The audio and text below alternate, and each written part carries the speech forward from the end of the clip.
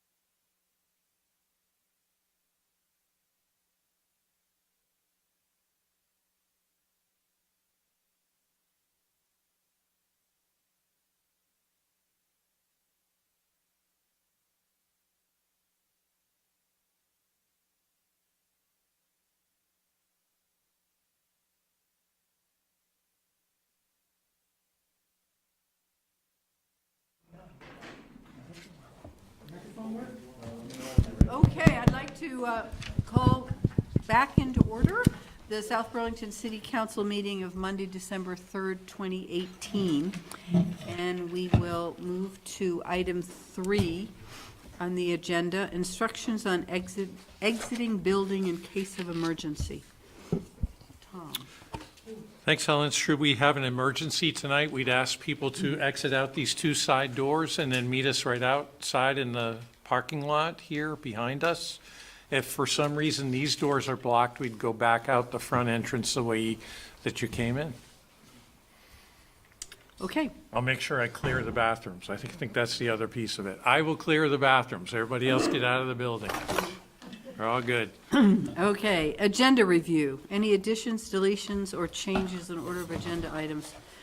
And the only thing I see missing actually is a report on any of the committees that we serve on.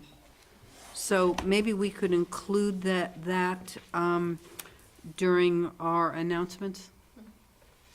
Okay. So seeing no changes for the agenda. Comments and questions from the public not related to the agenda? Yes, please come forward.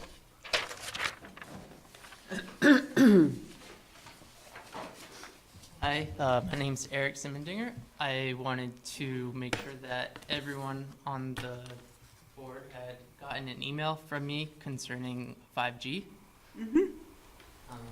Had anyone not received an email? Concerning what? 5G.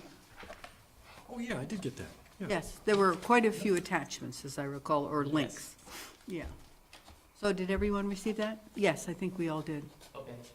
And I also wanted to let you guys know that I talked with Paul Connor upstairs. He's the head of the environment part of here, and he said that currently they have a lot of end-of-year stuff going on, so that any legislation towards 5G regulation would be later on, maybe in like a month or two. So I just wanted to let you guys know how that was going. Okay. And I'm sorry, it would be postponed till when? I think he said to check back in a month or two. Oh, in a month or two, okay. I didn't understand you, and I thought you had, good, okay, in a month or two. Yes. So I just wanted to, let you guys know how it's progressing. Okay, thank you. For the benefit of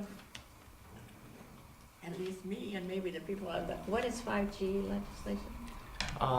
So currently there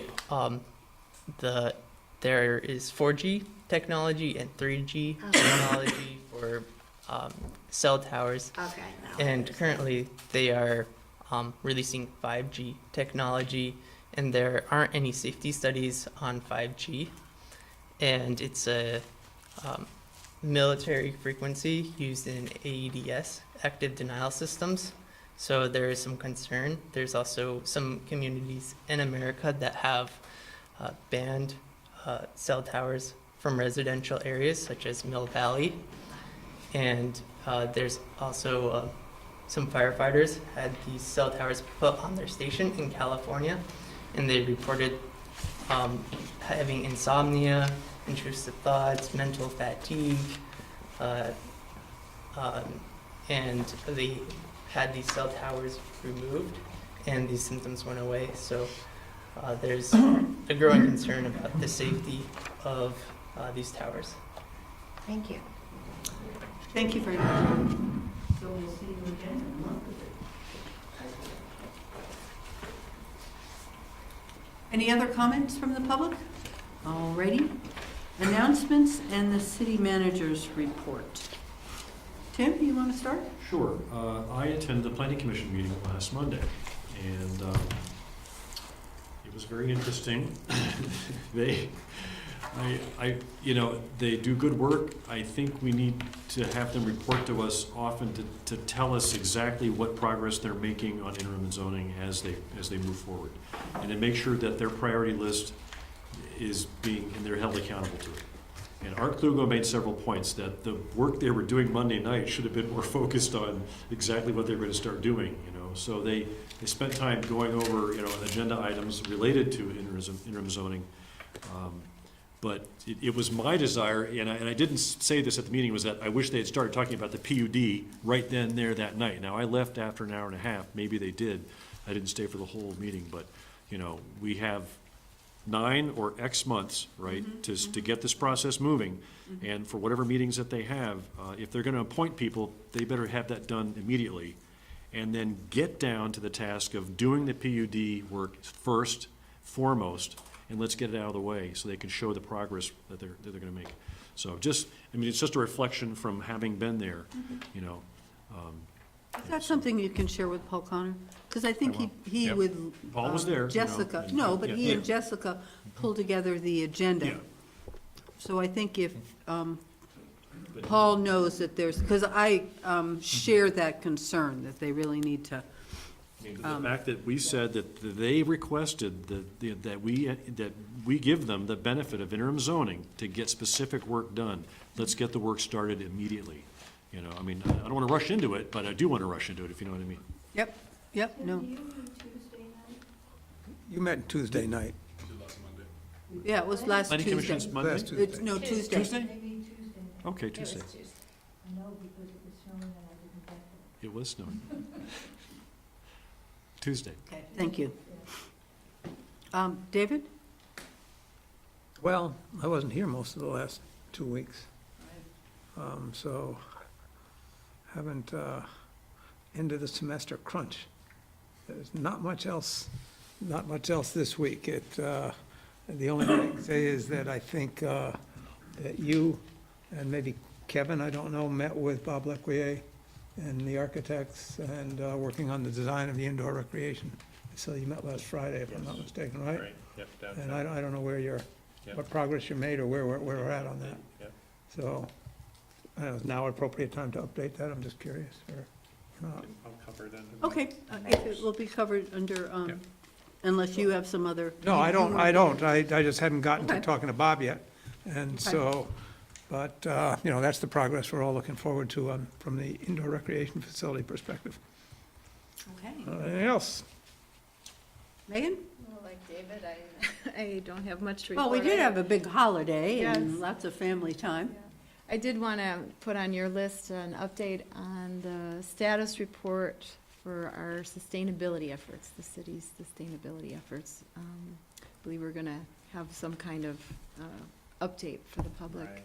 I did respond back to your email, so I don't know if you saw that or not. So I guess we're just looking for a little guidance from council in terms of what the priority is going to be, because with interim zoning, and if we're talking about the other item on the agenda tonight, the capacity is going to be such that something has got to slide a little bit. And I guess we're assuming that that's probably something that would slide with the importance placed on the other items that you've identified. Was on the climate challenge, right? Yeah. That we signed on to, that the state had put into Yep, place. yep. I believe that was the focus. Yeah, That Paul will be here later tonight, and he can probably speak better in terms of what his personal capacity is right now with everything that is kind of coming planning and zoning way. I think he's feeling a little overwhelmed. Okay. But if the council feels that you want him to shift something, he's certainly willing to do that. I think there's just, there's a bit of pressure that he's feeling about not being able to do all the things that are kind of, all the balls that are in the air right now. So maybe that's a better discussion for Paul when he's here. I know he'll be here later, so. But I did get I heard your point. Thank you. Tom? So I'll start with GMT. sure. Just, our last meeting, we approved a new transit asset management plan, which is a living document required by the federal government from our last audit. We also tweaked our purchasing policy just to stay in line with some other, nothing major riveting there. And then I'm very excited, we just approved an electric buses contract, so. Oh, nice. We agreed to a contract, this is public knowledge, yes. And next August or September, we'll have 2 electric buses in fleet, so we're excited about that. Whose brand? I'm just curious. Proterra. We also then spent a lot of time, mostly in executive session, on the funding source discussion, last year's budget and this coming year's budget. I'll have a lot more to report on soon, and I know that you're interested in getting that. So is the rest of the community, and they all know that. So I'm hoping you'll get an email in the next couple of weeks with a pencil, an idea of what we're looking at for an assessment. Did you want committee reports too? Yes. Okay. Yeah. When it comes back around. Last, we are starting on our GM contract renewal and review process. Mark was hired, he was given a 1-year contract starting in January, which ends this January. So I'm engaged in conducting surveys of both the board members, some leadership in GMT, and also some external constituents to prepare the board for a contract negotiation with our general manager this coming January. The only announcement I'd like to make, other than GM, and I'm happy to spend more time on GM if you questions on that, but the only announcement is this coming Sunday, Ugly Sweater Run at the Veterans Memorial Park. Hope see a lot of people out there. The weather's supposed to be great, 40 degrees and sunny, so get your ugly sweaters and come out to Veterans Memorial I've for signed up. 10:30 a.m. to run a 2.55K. Sorry. Is it 2.55K? Is it 5K or 2.5K? There's a walk part, I'm not The running, walk gang. is 2.5, Okay. I think. The walk is 2.5. Okay. I thought it was Run is 5K, five, but then yeah. I saw 2.5 on the sign. It's a low impact kind of event. A lot of fun. Okay, thank you. Do you want to circle Okay, back? yeah, sorry. Well, in Chris Shaw's stead, I attended the CCRPC Yeah. as the alternate. And the big item was the audit that came back with a very good report. And I also wanted to share that there was an update on what are the bikes called again? I'm sorry. The Ben and Jerry's, the 7th generation e-bikes? sponsored, the e-bikes, is that what they're called? Or bike share? I mean, Bike that's the share. program. Right, right. And so they're looking to expand that with some e-bikes. That's what they had signed on to initially, but they are seeing perhaps the hills in our community as somewhat as an impediment to people making round trips with the bikes, that they tend to take them downhill, and the uphill's a little bit more difficult. So they're working on that. Also looking into scooters. And the legislative breakfast, I believe, is next week, and hopefully, Helen, you got the invitation, very good, okay. Just wanted to make sure that was made to you. And when we have our affordable housing discussion, I'll discuss some of the things that were discussed or announced at that meeting, things coming up in December and January with regard to affordable housing. Great. Okay. Well, I went to 2 meetings this week. One was wonderful. I was invited to present and serve on a little panel for the official ribbon cutting for Allard Square. And I received a beautiful little plaque for the community, so this, I'll hand this to you. It says, presented to the city of South Burlington with appreciation from Cathedral Square for helping create Allard Square, November 2018, and then there's a picture of it. It's really quite nice. It's not a So, square. pardon me? It's not a square. It's a honeycomb. It's a honeycomb. Honeycomb. And one of the things that I just would share with you, the question I was asked was, they had 5 of us on a panel, and it was sort of, what did South Burlington, what advice would I give to other communities and how to be Very nice.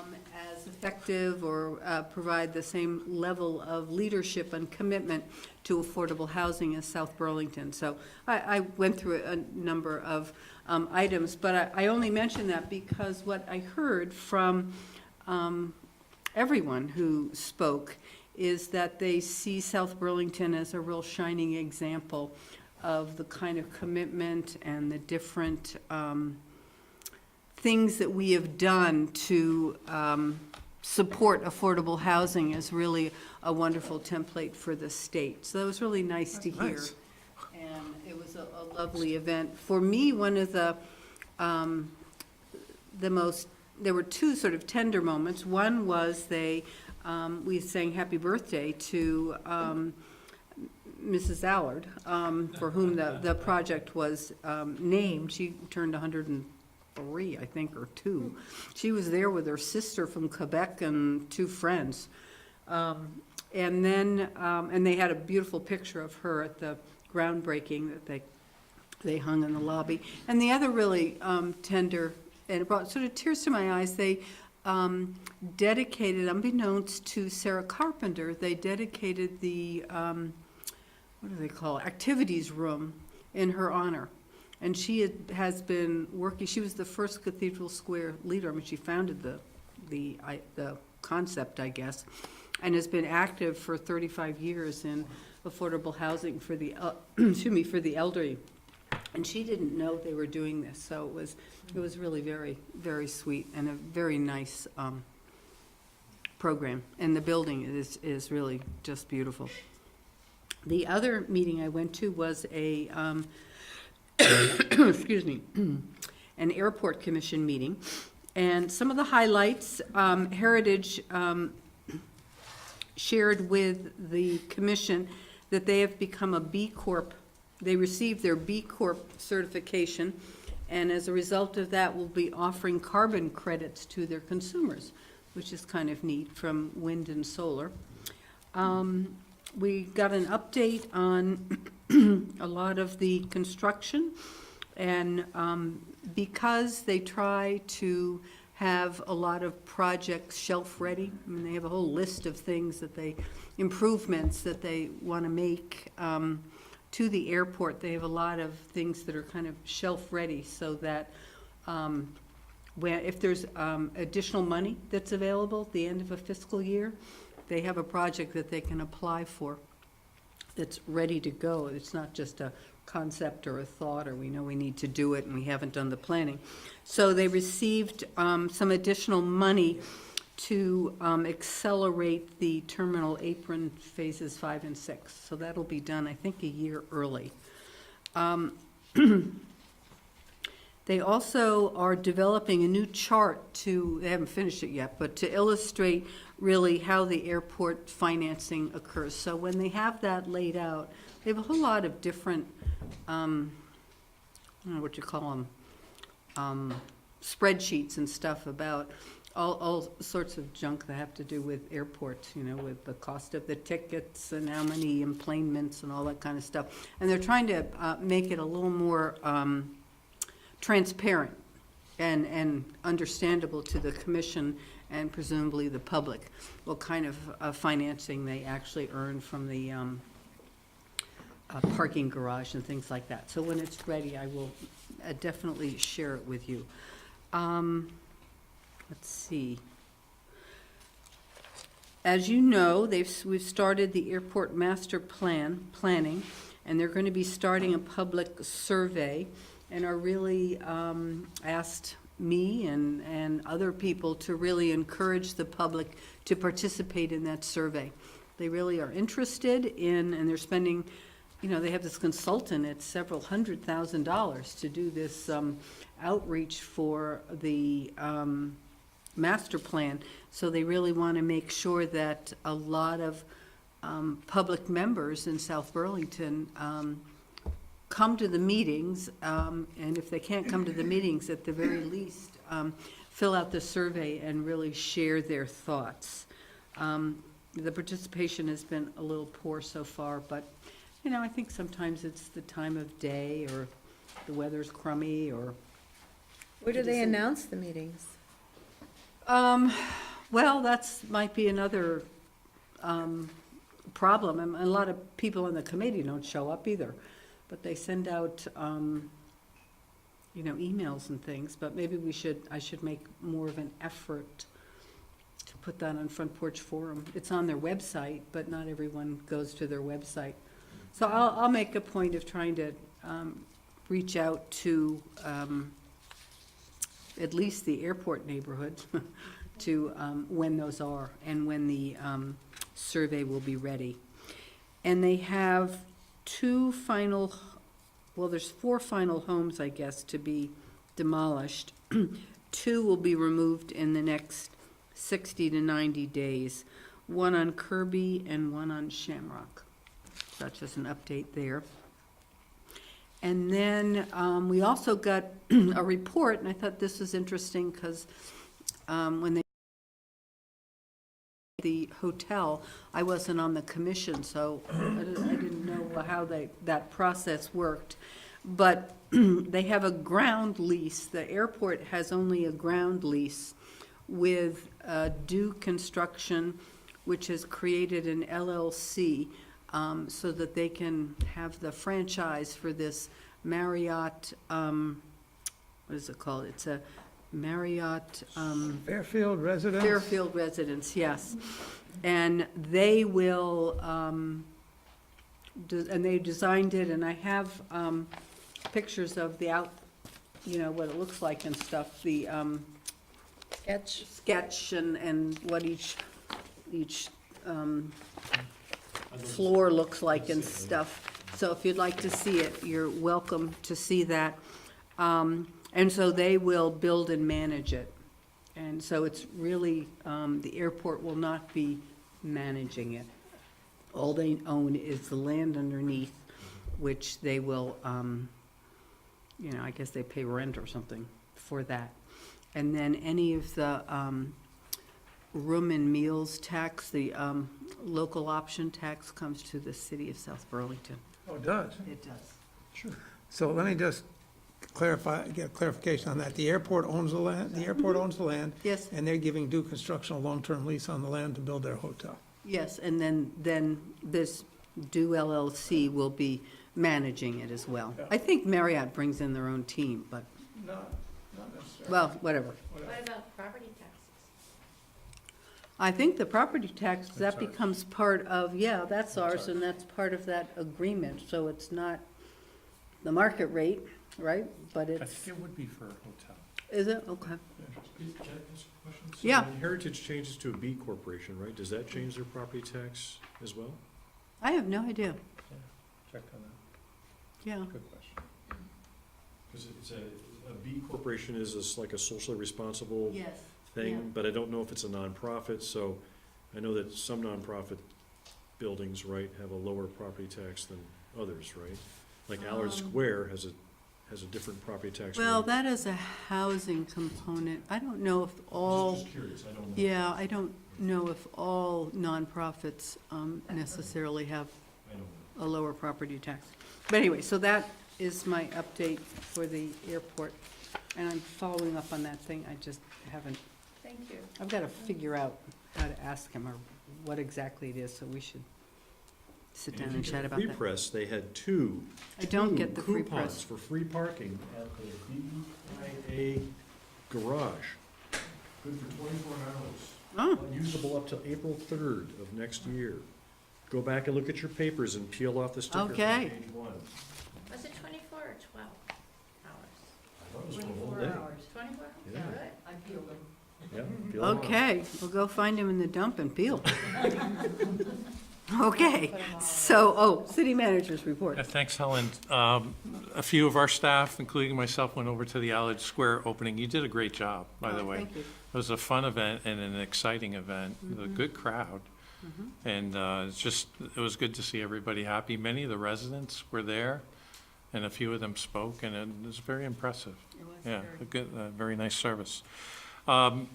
Still working on the budget with department managers, and our goal is to have an overview for you at the 17th meeting. Okay, good. The CIP will also be presented as a public hearing that night. Justin asked if I would remind folks that the parking ban is now in effect. I think our plows have been out 3 times already, and that's just November, as he reminds me. But the parking ban is from midnight to 8 a.m., so that's now in effect. We continue to work to get our audit finalized and our valuation complete from our actuary. We should have that within the next week or so. Those presentations will be in January to the council. The next meeting, we have presentations from Tim Barden on the Performing Arts Center feasibility study. Lee Dorr with an update on the work to date on the Indoor Rec Center. And Tony Cairns will be coming in to discuss the proposal for a central entrance in addition to the ice arenas up at Veterans Memorial Park. I did meet with Bob Lequier and the architects last week. I saw the proposal of what the arena board is looking at for a central entrance and how that might connect to a new indoor rec facility. I don't know if it can connect directly because Rink 1's front structure will be Yeah. in the way, but as that gets rebuilt. They're going to make a corridor Yeah. connection to it, Yeah. so What'd you say about Tony? I'm sorry, I missed that. he'll be coming to the next meeting Next to meeting.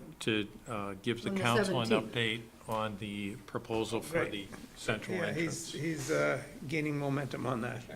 That's good. Yeah, it's great. I mean, if we could finish that off and get the rec center built and do both potentially at the same time and get some economies of scale on Right. construction costs, it could be huge. Yeah. I mean, that could make a real nice difference, yeah.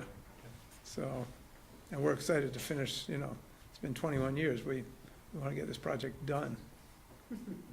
Remember, it would have been done, 5 years ago, had it not been for that idiot Sandy Miller. Well, it would have been. So, And Kevin will be back next week. Okay. Yeah, but that's all I have. Is Thank he you. working remotely at all, or is it just straight vacation? Straight vacation on this one. good for him. Yeah, fine. Good time to be gone. And I just, going to the Allard Square opening, I've been driving back and forth on the newly paved and upgraded Market Street, and there is so much construction going on, and at the Allard Square meeting, I chatted with Chris Snyder, or Ken, I can't remember which one, but they have another project that is headed toward the DRB for 80 units of housing that's kind of beyond the plot where we're putting the library, sort of the next plot over. On Market Street. The foundation that's already in, that's for CHT, but this, in between that, they're planning another 80 unit. Is that market rate? Market rate, yeah. Apartments. Apartments, I believe, yeah. I don't know if it's condos or apartments.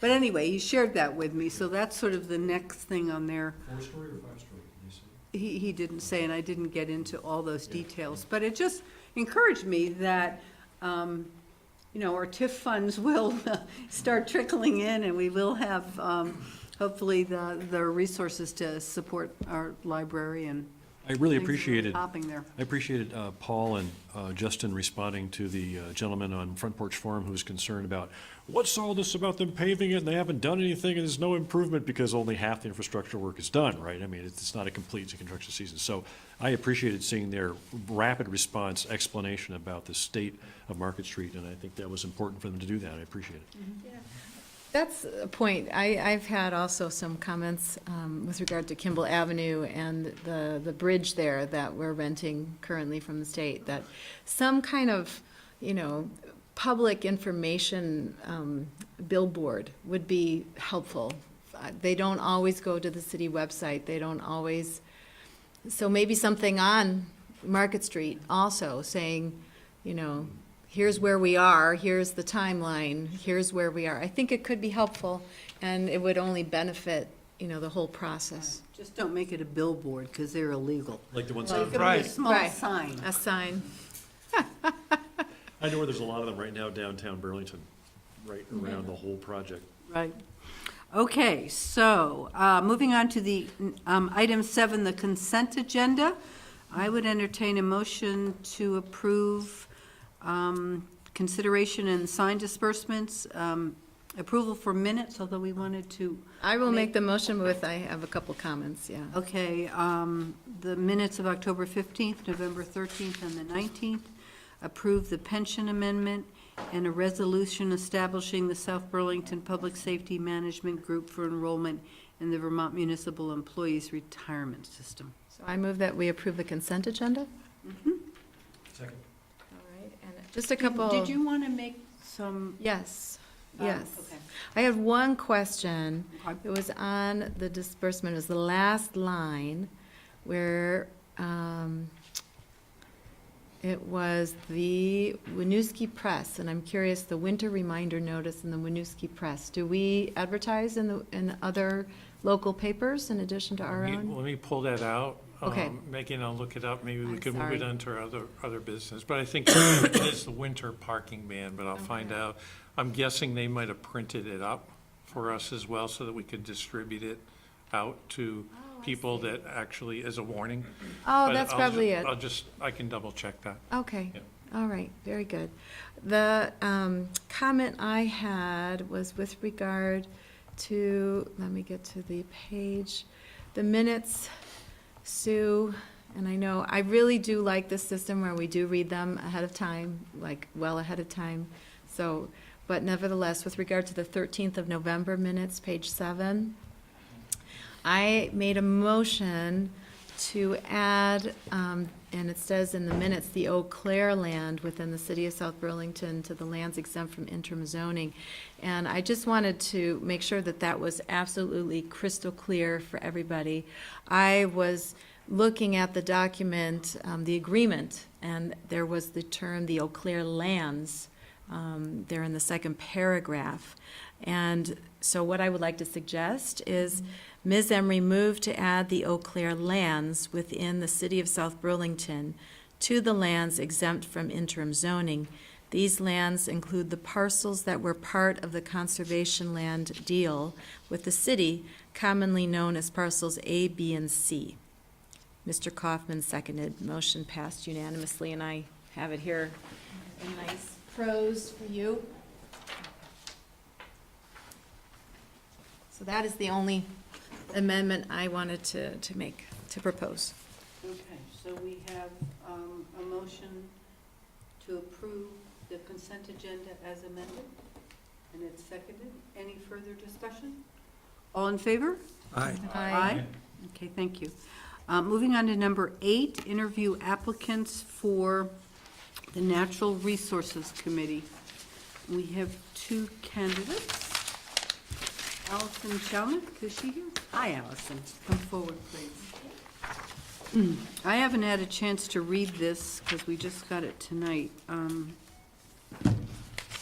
So maybe you can Try to remember what I share with wrote. us. You want a copy? So you can- Okay, I might need a copy. Why you are interested in joining the Natural Resources Committee. So I am a new resident to South Burlington, and prior to moving here, I lived in New Jersey, where I served 6 years on the Cora Hartshorn Arboretum Board. It was a local 16-acre arboretum that was gifted to the town of Milburn by Cora Hartshorn. She was alive in the early 1900s, and she had this amazing foresight to gift a small parcel of land in a big city. And I was fortunate enough to serve on the board of trustees and the executive committee. I took care of the 16 acres woodlands, and then I later became a Rutgers Master Gardener. So I have this connection to the land and also a connection to the environment, and taking care of the open spaces in the natural world is very important to me. And I'm hoping to connect the two things that I love and to get more involved in the community here in South Burlington and protecting our lands. I grew up in Mountainside, which is. Oh, okay, not too far. So do you know the Arboretum, Cora I Hartshorn? I don't. It's small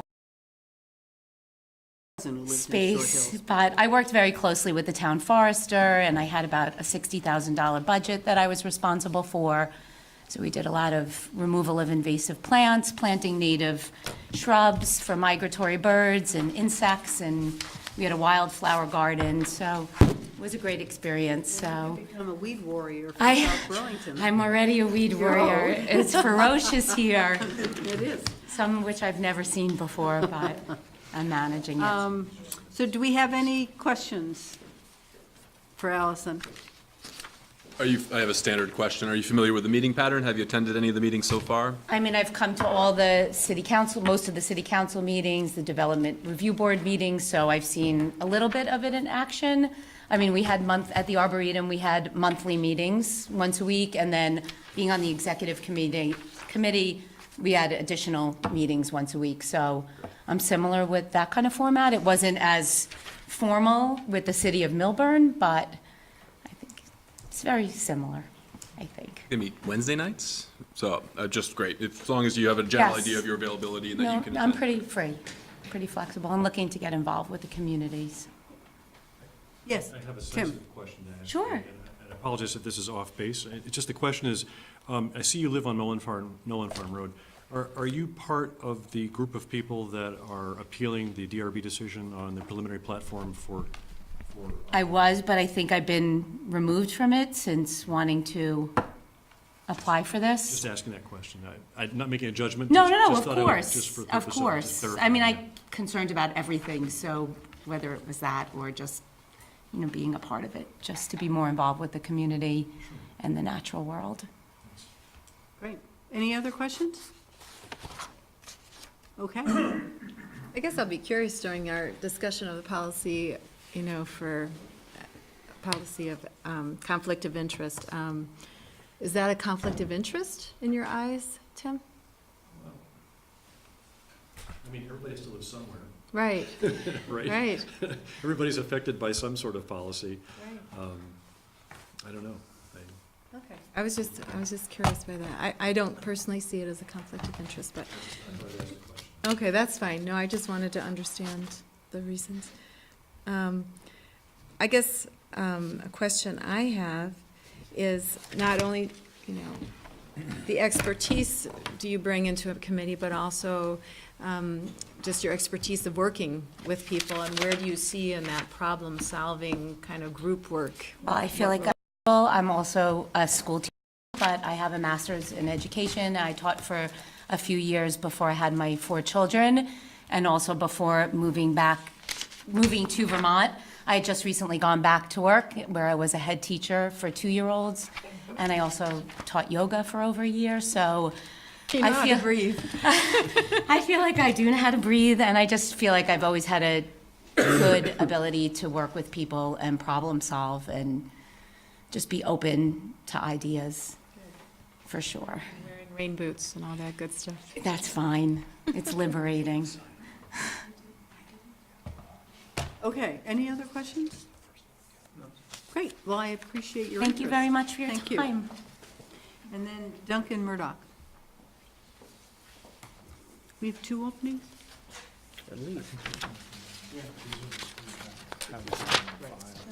Welcome. Hi. So again, let's see.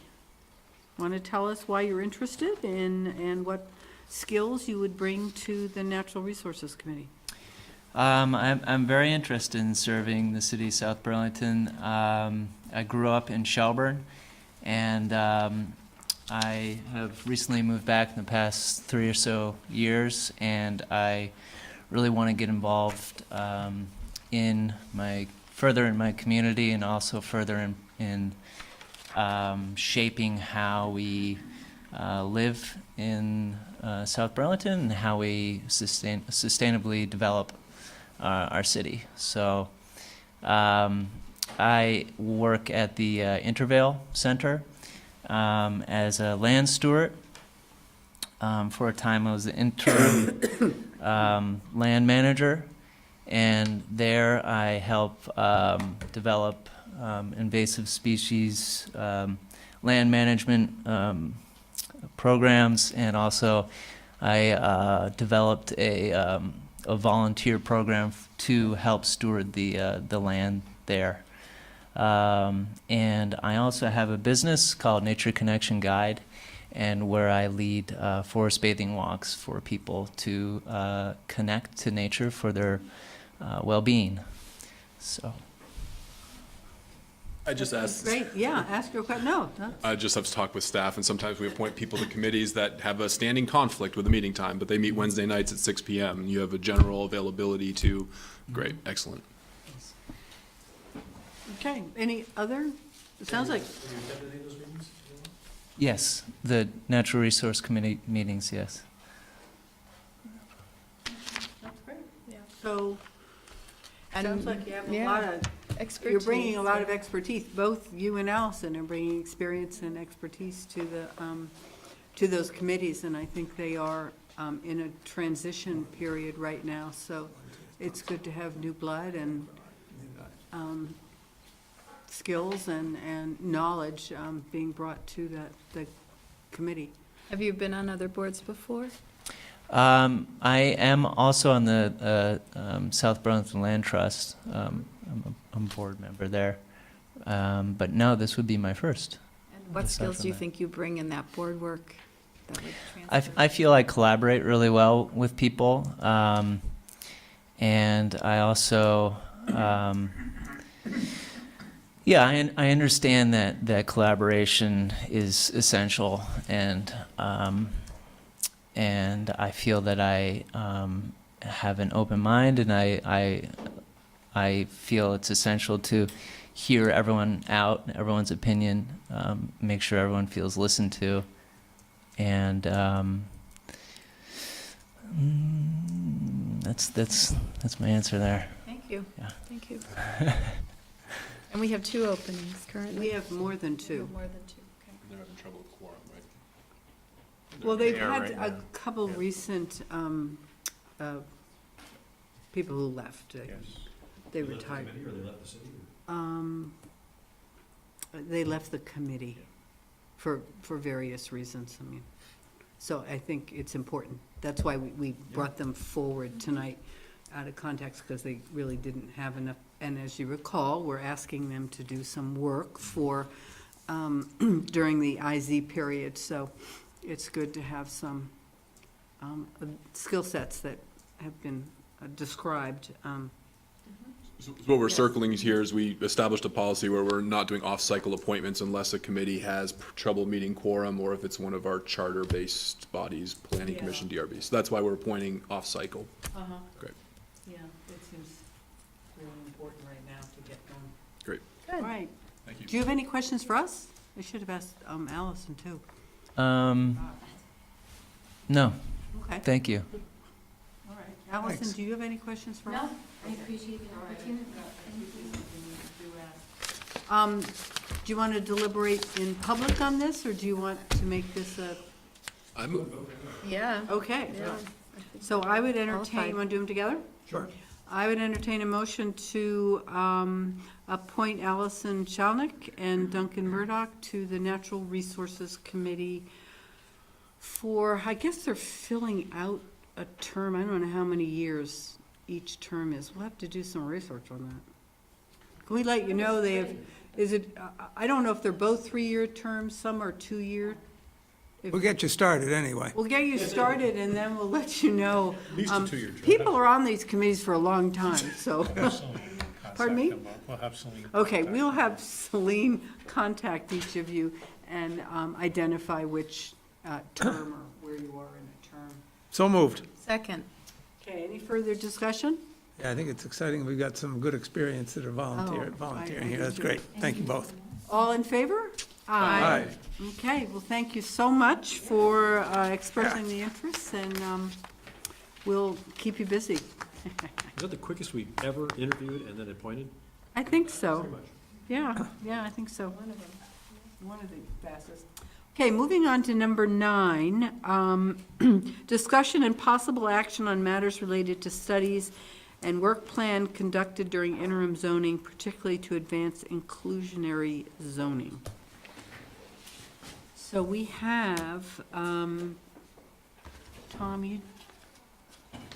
we had a request, and I think, in a discussion when we were creating and discussing the work roles of the interim zoning committees, and particularly what we were tasking the planning commission to do. And I think what got lost in the shuffle a bit was a presentation that John, you alone, or maybe you and Sandy, had made about asking the planning commission to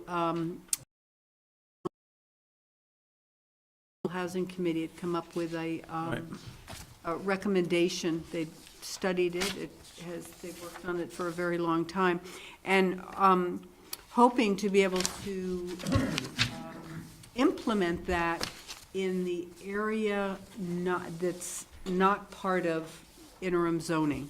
So the areas that we have sort of carved out, which specifically are focused on areas we've identified as wanting to have more intense or appropriate to have more intensive development. And so this was brought to my attention that it wasn't clear, I guess, whether the council was interested in tasking the planning commission to sort of get on that early, I guess soon. I know they have the PUDs, and the PUDs work, maybe Tim, you can help me with this. My understanding is that it's not just for the southeast quadrant, but they're doing the PUD ordinances are development all over the city, correct? I think so too. Yeah, I So think so there too. are some that apply to interim zoned lands. And the Affordable Housing Committee is interested in having them include this inclusionary zoning for affordable housing where it's appropriate in those areas. That brings up a really good point, though. It's like, is it too late to direct them to focus only on the southeast quadrant with these PUD LDR changes?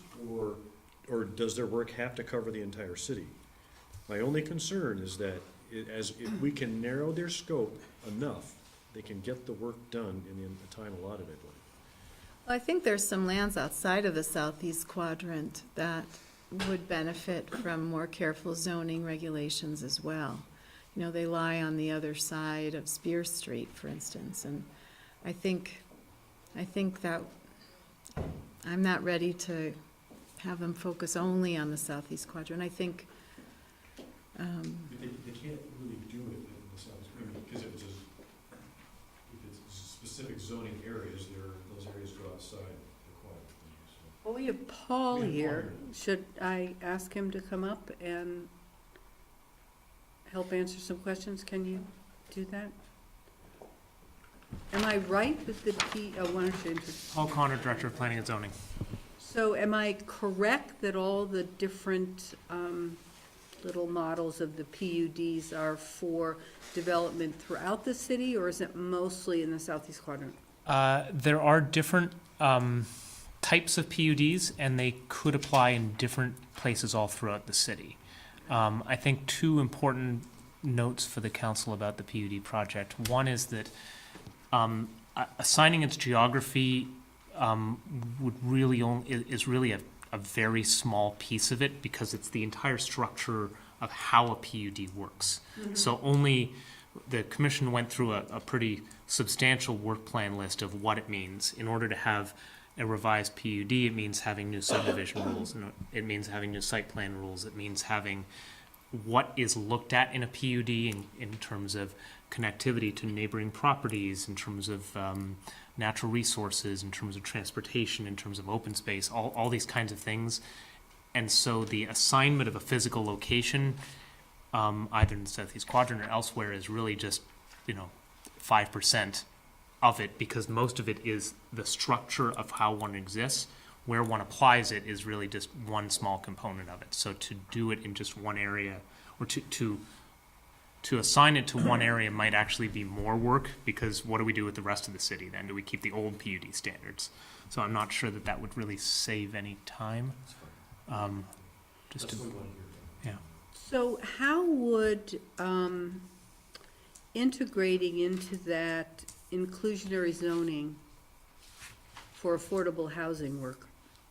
Does that put you back to square one, or is that something when you that say we can- integrating, do you mean about how would the two work together, or what would happen if the council were to ask the commission to add that to their work plan? Well, probably both. Okay. Well, in terms of how the two could work together, the structure that is going to exist for planning and developments and subdivisions will have a lot of component parts that come into it. And so at any time that the city chooses to adopt a citywide standard, or a standard that applies in certain parts of the city, it would essentially plug into it. So it could exist before, during, or afterwards, and in any of those cases it would fit okay. Timing-wise, I think that the key question for the council would be, what do you want commission's time and importantly, I'll say staff time to focus on? We're estimating that realistically, the Affordable Housing Committee spent a lot of time developing a concept, and a very thoroughly thought out concept. It has not yet been publicly presented or vetted or pushed and pulled. The Planning Commission has spent a couple meetings beginning to sort of test the questions. I think we're conservatively looking at probably 6 to 8 hours of commission time to work through this, and somewhere To in the, work through their recommendations? well, work through the recommendations and or do public meetings and or go through the adoption process. There's a lot of steps involved with any kind of regulatory change. So that's a significant amount of commission time. And then from a staff perspective, in order to really fully host these, review the documents, understand what the administrative implications are, we sort of use a 10-to-1 ratio in terms of time. So for every commission meeting, or that's about that. So 60 to 80 hours. probably something like that. So I guess then the question for the council would be, where do you want to fit this in? Right now, the commission had a meeting last week, and their discussion was that their first priority is the PUD project as determined by the council. Second priority that they had discussed was that they would be interface with the open space and TDR groups. So they're going to be, they've nominated a liaison to you, and in order to have it go for your consideration, in order to have that go efficiently, they would dedicate some time under each meeting of the next few months to make sure that any questions that come up are answered right up. The third priority right now would be any results that come out of those two groups, TDR committee or open space, that have a regulatory or plan implication, that would be their next thing. And then knowing that the council had had some discussions but had not yet taken any action related to inclusionary zoning, that would be the next priority right after that, in terms of that rank order of things. So that's how they've been looking at it. If you were to choose to adjust that, that probably means that the total time frame for all the projects goes out, either from staff end or the commission time. Is there one nugget that this can be narrowed down to so that it doesn't have as much time impact on their work for interim zoning? Because this doesn't have to be all done at once. I mean, you can take major pieces of this and then do one piece first, and then later on, if we're out of interim zoning, or as we're coming out of it, then, maybe take another chunk and then take a swag at that. I'm just asking that question rhetorically, because I really don't want to slow down the planning commission with the interim zoning of what we promised the public in the first place. We'd be hypocrites if we do that, we can't do that. But I'd like to try and take something from here and get it done, if possible. Maybe John has some, you're It's a chair good of question. the I'd have to think Affordable- on it a little bit.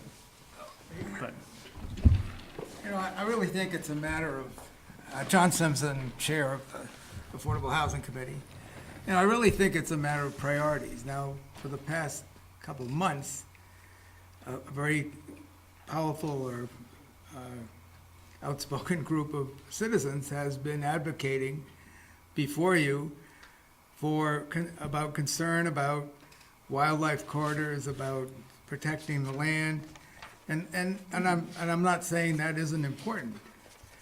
We're representing the city's side that says the people are important, that the comprehensive plan says that we should have more affordable housing. The problem's getting worse in this region every day.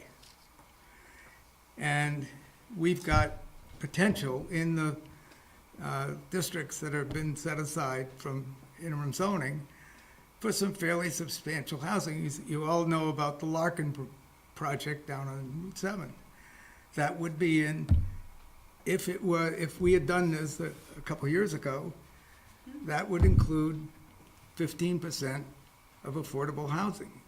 And what he tore down to build that was affordable housing. It wasn't great housing, but it was affordable. And if we allow more time to go and have more development happen, when we have the opportunity, simply by passing inclusionary zoning, to have 15, 20, 30, 100 units of housing that our working people, our city employees can afford, then I think we've done something good. And so amongst the things that are in the work plan for the Planning Commission, isn't it possible that some of those things you could adjust your resolution for interim zoning and say some of those things can spill over and don't even have to be in the 9 months that you've set aside. I just think you tilted way over to the side of stopping development, and I just want you to look at your priorities one more time. Thanks. Could I add one thing? Sure. And that is, I think neutral action with respect to affordable housing and development. It's shifting the focus of development onto the transit overlay zone. In other words, where interim zoning doesn't apply. That's the ideal place for affordable housing.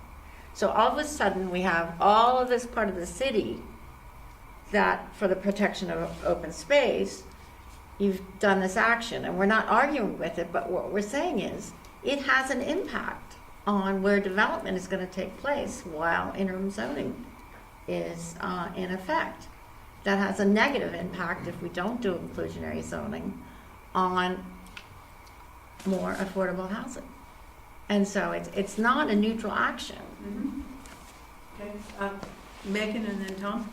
With regard to the calendar, I just wanted to report on the few things I didn't report on from the CCRPC meeting last Wednesday. The other big agenda item was the 2050 transportation plan. And right now, our exit 14 is really a pinch point that they would like to focus on for the 2050 plan. And they showed that if we were to expand the number of lanes at exit 14, that then the pinch point would move to exit 12, exit 13, exit 15, and exit 16. So that's just to show you a little bit what's coming at us. They also project a 25% population increase for the county. But with regard to the calendar, December, they're going to be holding an information session for, the players in these towns and cities on housing trust funds. And in January, will be on inclusionary zoning. So it seems to be in the air. If we, but more than in the air, it seems to be something that, people will be working around. If we were to spread, let's do the conservative 60 to 80 hours, and let's say it doesn't have to be done by Christmas, but if it could be done by the end of January or the beginning of February, is that something where you could include some discussions? And maybe if it's only one piece or a few pieces of it, it would go down to 30 hours.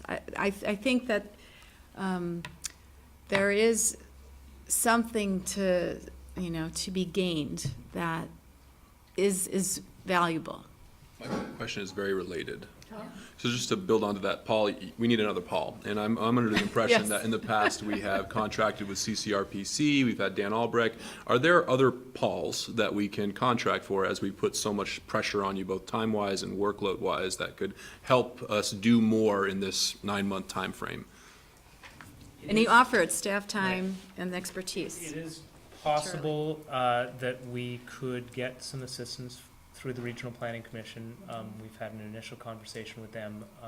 They have some staff who have experience in this. I'm not going to say inclusionary specifically, but in these realms of subject areas. And so there is some possibility there.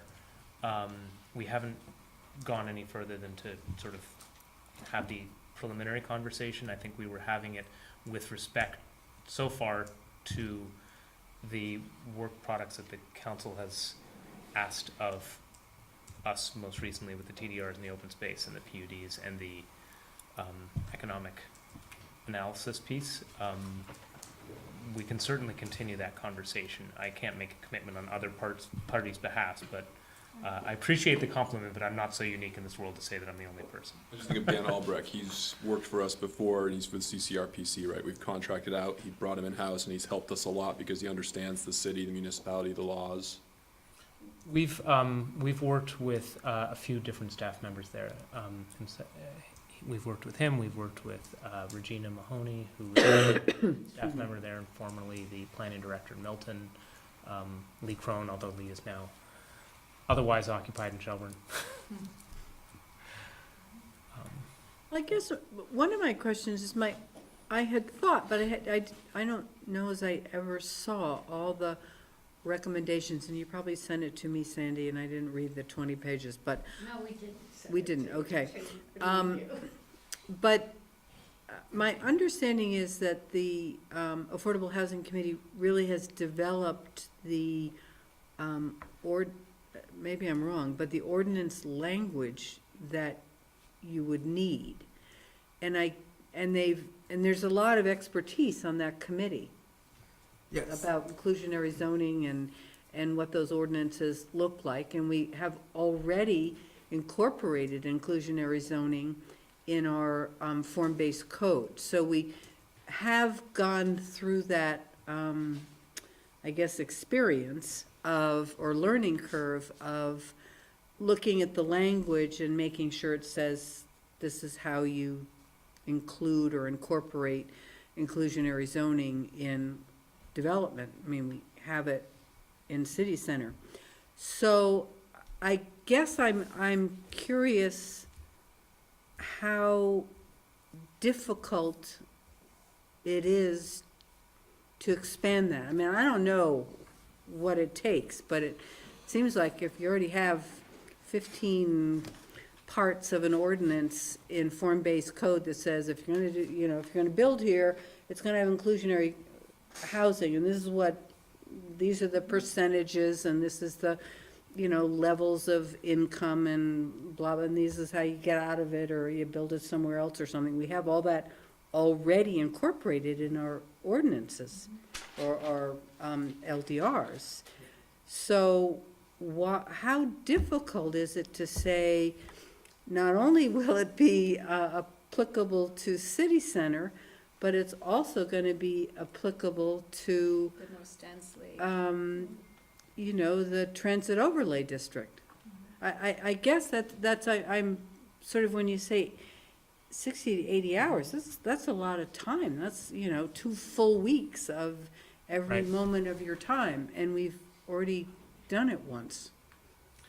So Well, help me yeah, understand. I think that's a great question.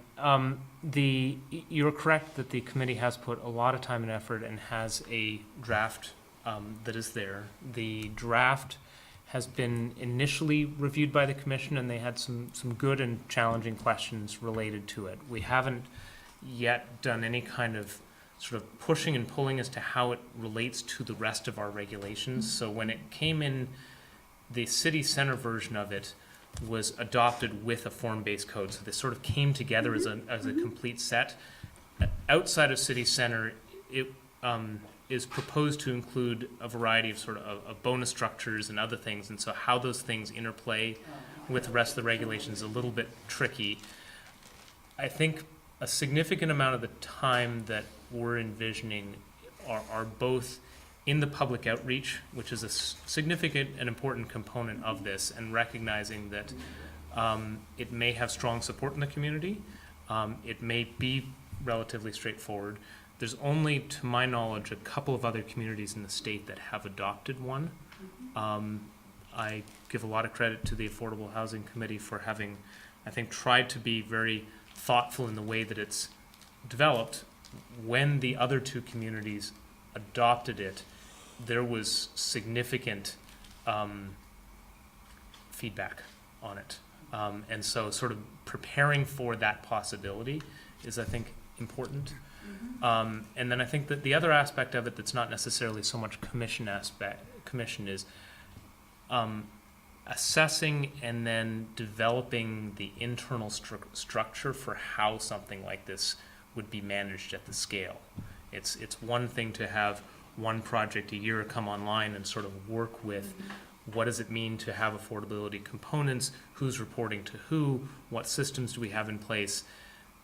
We're likely going to need to ramp that up to deal with city center effectively over the next year. If this comes in a short period of time, there's some significant administrative elements to this that may be able to be contracted out, but that is negotiating contracts to be outwards. And so that's sort of all in there in terms of time to make something like this work properly. Although we have had the experience as a community with all of the stuff that Eric Farrell developed near Shaw's. Used to be Seaway, right? Yes, and the ones that have worked very smoothly and efficiently are those where the housing is managed by an affordable housing organization, such as Cathedral Square or Champlain Housing Trust. The next realm of this will be those projects that may not be necessarily run by an organization like this, and what's the relationship that a normal property owner who is either doing sales or is doing rentals but isn't necessarily an affordable housing specialist, developing a clear system so that they understand what they're supposed to be doing, so that we can contract potentially with one of these organizations or another one, but making it so that we don't have a Kirby Cottage, which was its own affordability tool that was in the land records, that was sort of self-managed, which a circumstance that we never envisioned ever would came up about the buyout. But the challenge was that the fundamental challenge before the airport issue was that the developer wasn't an affordable housing person, and they were trying to figure out, how do I manage it knowing that none of the major organizations want to manage this housing? So that's, as this grows, we're going to need to solve that. It's not a bad thing to solve, but it will take some time to sort out. So it sounds like it's understanding and articulating the bonus, the density bonus, I assume, process outside of city center, because city center was already pretty dense. I mean, that was the whole point this- of, and so we didn't need to do that bonus, it was just a requirement. But outside of city center, where we're not envisioning necessarily 4 or 5-story buildings, maybe we are, but, it's that management of the bonus part, as well as the management, are those that, I think Not that the those covenants, are, maybe. I mean, there's some related elements to it, but I think that those are the main pieces, in terms of, there already is a bonus structure in today's regulations, but that's not necessarily widely known because there's only been 2 or 3 projects ever that have made use of it. And so communicating effectively to the community that a more run-of-the-mill project may have more dwelling units than what they might have expected previously. Even though it was allowed before, the structure is encouraging it. So just having that dialogue and understanding implications in neighborhoods for that. and the community you're talking about is the development community? I'm using the term in all senses, in terms of residents, neighbors, developers. So a neighborhood might want to know, okay, yeah. I don't know if Paul knows this, but the Fair Housing Project, which is part of CVOEO, has applied for a grant. It's only $1,500, but anyway, from the Vermont Natural Resources Council, and they really do expect to get it. And the sole purpose of it would be to hire a facilitator that would work with the city and the committee, and certainly the planning commission, in public education around inclusionary zoning and the need for more housing at all different price points. And we're supposed to hear about that in this month, and the time period for that would be starting January 1st. I'm not sure if John had communicated that to Paul, because the money wouldn't come to the city, it would come to the Fair Housing Project. That's great to hear. We would get a person who would come Yeah. to our Sure, it's meetings and help us. And the only other thing I wanted to say was I wasn't aware that Heinsberg had a problem. Did they have a problem when they implemented inclusionary zoning? My understanding, this is a little while ago now, but my understanding was that at least initially that some national advocacy came into Heinsberg on the subject. But That may or may not be the case here. I'm just sort of preparing that public hearings sometimes are really fast and sometimes they're not, so just. Sure. And Well, I in just want to reality, add that Burlington has been around, I think, for 30 years, and they just have gone through a review process, which included developers and advocates and city people, and their report came out last July, and they proposed some tweaking, but for example, people expected them to, their inclusionary goes in at 5 units, ours is 12. People expected that to be raised. Now, they made some tweaking around smaller developments, but the recommendation is to keep the 5, and overall, they want to keep going with inclusionary zoning. So, I mean, the real push was, I think, 30 years ago, when they took a while to people to grasp it, because they were the first in the state. I think John, as far as the public, we do want to get the word out and people better understand what's meant by affordable housing, at least in the context of South Burlington. The inclusionary zoning that our committee has designed is really aimed at a middle group of people within, say, between 80 and 120% of median, depending on whether it's the lower end would be the rentals, the higher end for single-family housing. The median income is, for this city, is right around $70,000. So you can do the math. We're not talking about, others. We're talking about us. And we're talking about, our employees of the city, are talking about the school, the hospital, people who are in business in the community, or people who work in the retail.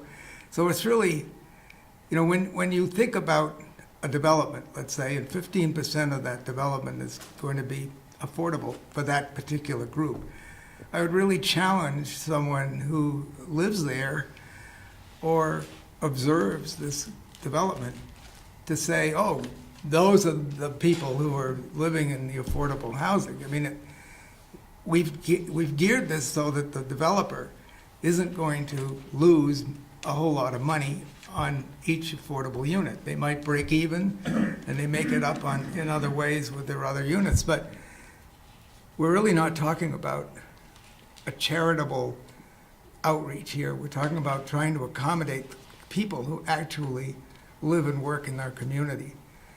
It's the same thing that happened after World War II, and they built all the houses out in the Chamberlain neighborhood, and then over on the southwest side of the city where I live. A lot of housing got built for people just like the people that we're talking about, who have a job, have some ambition, raising a family, and want to live here. And so I think we do have a job of convincing the public that this is important. But it is, I think, a job that's accomplishable, and I don't think there's going to be a whole lot of pushback. The pushback will come in the southeast quadrant and places where people are afraid of building. But in the part of the city that we're talking about tonight, density is already a fact of life. And we're just trying to add, if that density gets added to, we just want to have some component of it affordable to these people, you know, our backbone of our economy. I guess I tend to believe that there would not be a lot of public resistance to this part of the city, being targeted for this inclusionary zoning. I mean, there might be concern and need for information that I fully expect, but I can't expect that this would in any way, contradict what we're working on with regard to interim zoning. So And just to be clear, I'm not suggesting that this isn't a important project No, for the no, no, community. no. I'm just trying to be realistic in terms of the times. So there may not be opposition, but there may be a lot of questions. Questions are appropriately provided to us, and answering questions it takes time. But So- we have a very talented committee, and we would be available to answer those questions. We'd be available to tweak our draft as things go forward. We'll work very closely with the Planning Commission. I really want to follow up with, what Tom reminded us about Charlie Baker's offer for staff time and expertise. I think this is something that we could maybe think about seriously, at least to a point, for some preliminary vetting. They have it on their docket. They have 2 programs coming up in December and January, so with a staff person, it's not Dan Albrecht, but a staff person who's been appointed the point person on this. Let's take advantage of our wonderful reputation that Helen commented on.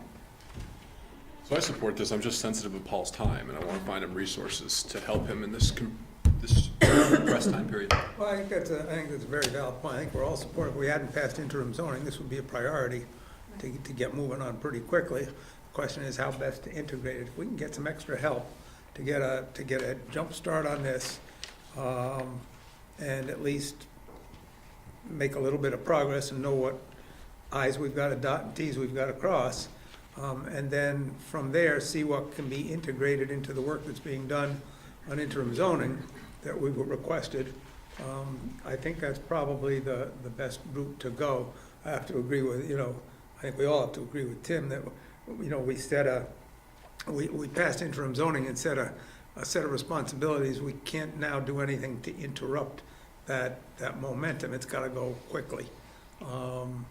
So if this can get some extra assistance and get moving at the same time, so much the better. And I think that's probably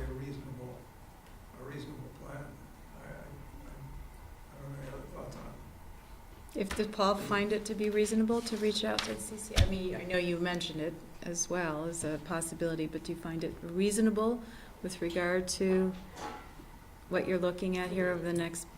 I mean, I think we, as I said, we have already been in, or they've been in communication with us, they initiated happily, with regards to the interim zoning studies. I can't speak for how much time nor what expense that would be to us, but we're always happy to communicate with partners. And that may increase our capacity some. I don't want to pretend that it's a net zero to everybody, though.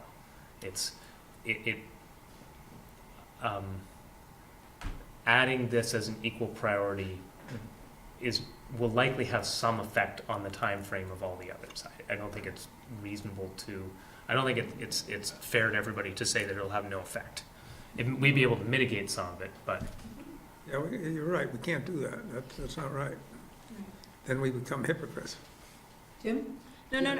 Well, I don't know that we become hypocrites. I think that's a little bit strong, but I think that if Couldn't think of we another word. act reasonably in order to both meet the challenge that we set before ourselves in the various committees for the interim zoning, in addition to making sure that the development that occurs during this interim zoning period meets our goals, our overall goals. I think that that's a reasonable, Oh, yeah, absolutely. not acting hypocritically, but and finding a way to mitigate some of the pinch points, I think would be something to really explore. Yeah, I agree. Tim, you want to say Yeah, something? so I have a direct question for the committee, and that is, do you have locations of future projects that you think you need to have this in place before they even come in for prelim? Well, we have land that's, large tracts of open land that's for sale right now. I don't have any specific projects, but when something is for sale. Knowledge of people that are interested in starting projects on those open tracts of land that you think this should be applicable? I don't know what the Sandy does. No, but I haven't been seeking out that information No. either. The point I'm getting at is that if you know of something that you think is on the radar and it's a big nugget of gold that you want to mine, you don't have to tell us what it is right now, but that's the kind of thing that I'm asking, like, because in the transit overlay district, outside of city center, I mean, city center is where the construction's going to happen over the next, 3, 4, 5 years, right? But there are going to be pockets in other areas too that are going to happen. I mean, right behind Zen Gardens, right? On It's all for Fayette, sale right? there. That's going to be, I mean, it's proposed. I don't know if that'll actually happen, those smaller size apartments, but. Oh, it's all for sale. All of that land going down on Hannaford Drive, all for sale, signs out and everything. So Right. I don't, and most developers, I mean, if anybody would know on our committee, it would be Mike, but most developers keep things pretty quiet. Right. And then all of a sudden, there they are. Right. And, Right. And so I don't have not heard of anything specific. That doesn't mean it won't happen tomorrow. So let me then redirect the question to Paul. Like, as I said before, is there some aspect of this that we could strip down to just one particular thing that applies to one kind of a PUD that we could push into the planning commission to evaluate at the same speed that they're doing the PUD work?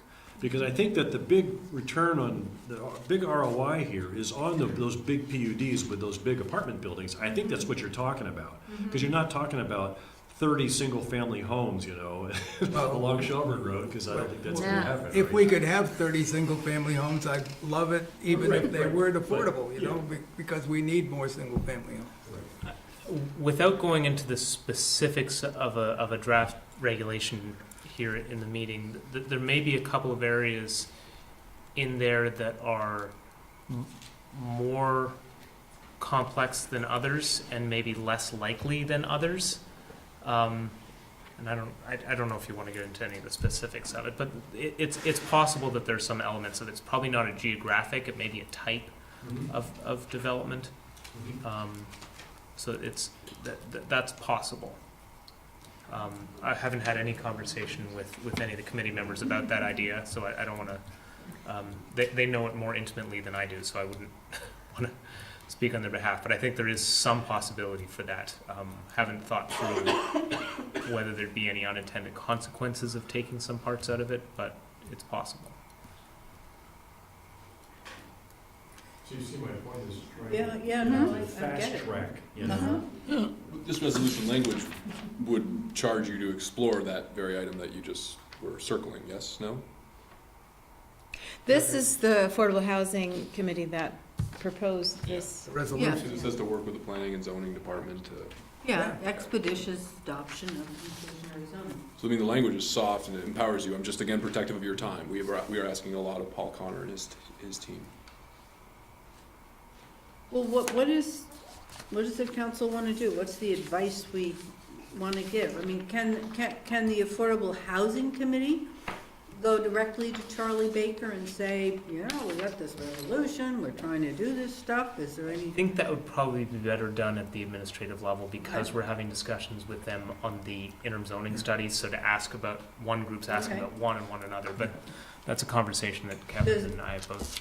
Does it started. add too much to your work to include this as one of your conversations with them and really push for some expertise and support to be able to implement some inclusionary zoning in the transit overlay district? I mean, it's one of their goals. No, They were I annoyed think that we that's- passed interim right. zoning because we're supposed to be the birthplace of all homes for Chittenden County. So,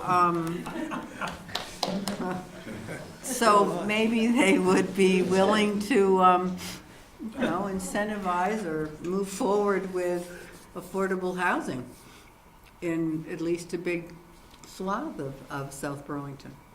We can certainly have a I was conversation just with gonna them. say, one of the things I had mentioned to Jessica,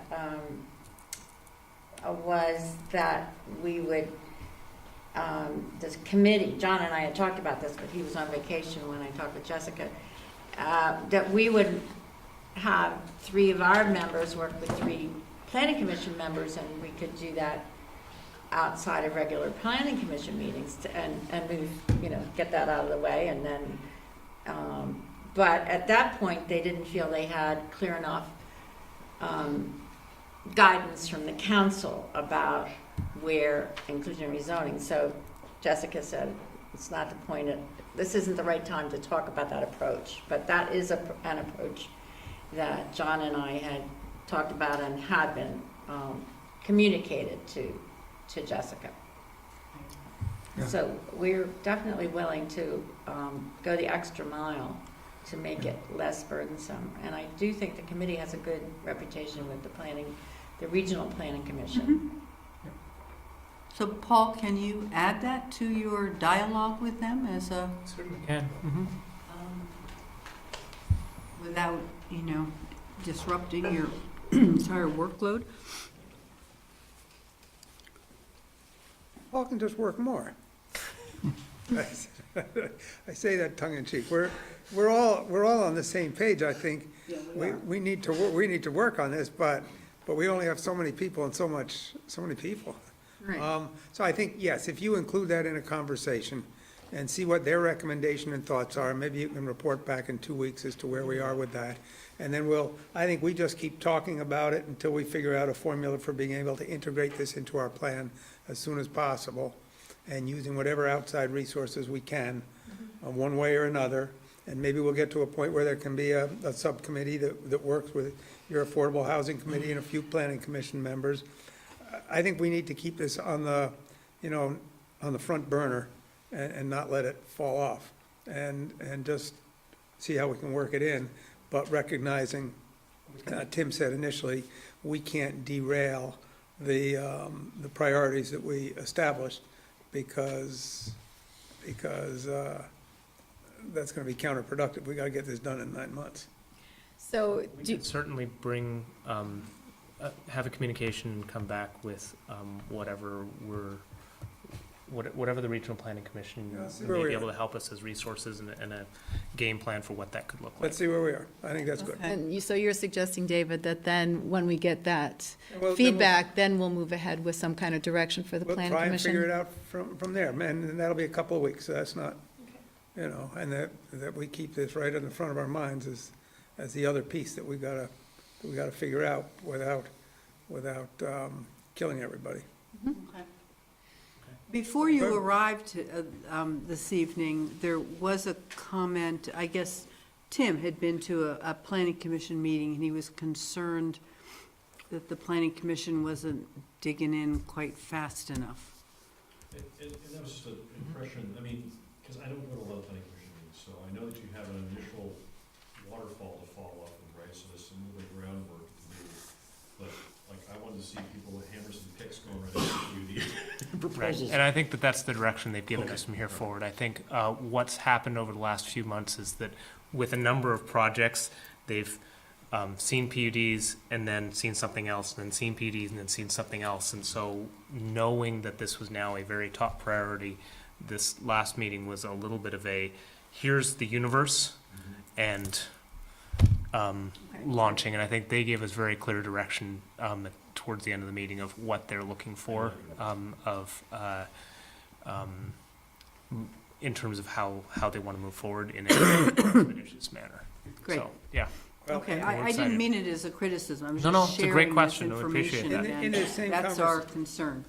In the same conversation, how many subcommittees are there? There's one for, there's open lands? PDRs, open land, and the PUD, well, yeah, and they're gonna work on the PUDs, which are related, and then, So, have the members of those two other subcommittees been, The commission has nominated folks for both, and those, per Kevin's email, you're going to be discussing at your meeting on the 17th, the appointments from all the committees. okay? So you'll get We a should be able to memo. finalize it then, is what you're saying? That's what was, that was the calendar slated for you. So the And then they commission can- has and then nominated they their can folks. start. And they can start. Yep. Yeah, okay, good. I think it's important as, whether you're talking with folks or whomever, that they understand that this isn't gonna get done in regular, every other meeting sessions. They're gonna probably need some, a retreat or two, or a couple of half-day Saturdays, or full-day, weekend sessions. And if we're gonna get this done, it's gotta be people who are really willing to put some strong effort into it, because on a standard schedule, it's not gonna get done.